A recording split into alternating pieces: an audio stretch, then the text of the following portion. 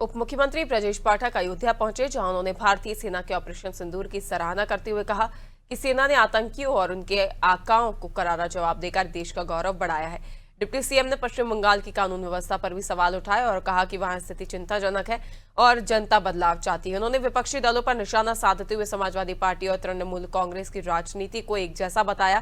साथ ही दावा किया कि 2027 में भाजपा प्रचंड बहुमत से फिर सरकार बनाएगी।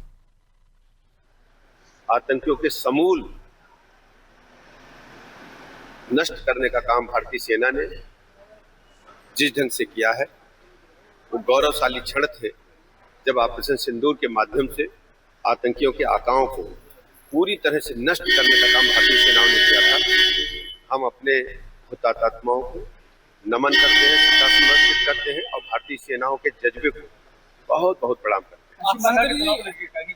बंगाल में जिस तरह शुभेंदु अधिकारी के पीए की हत्या की गई, बहुत ही दुखद है। पश्चिम बंगाल की law and order Trinamool Congress ने पूरी तरह से ध्वस्त करके रखे थे। अब वहां नई सरकार के गठन की प्रक्रिया चल रही है।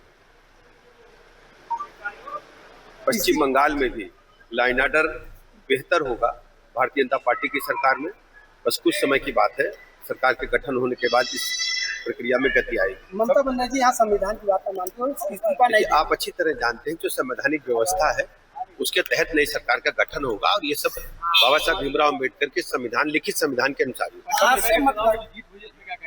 देखिए, जिस ढंग से वहाँ लॉ एंड ऑर्डर, भ्रष्टाचार, भाई भतीजावाद, कदाचार, डेवलपमेंट न होना, जनता ऊब चुकी थी तृणमूल कांग्रेस से और सर्वसम्मत से जनता ने प्रचंड बहुमत के साथ भारतीय जनता पार्टी को माननीय मोदी जी के नेतृत्व में सरकार बनाने का अवसर दिया है। शीघ्र वहां सरकार गठित होगी और जैसे ही सरकार बनेगी आप देखेंगे भारत के अन्य राज्यों की तरह तेजी के साथ विकास के पथ पर पश्चिम बंगाल भी आगे बढ़ेगा।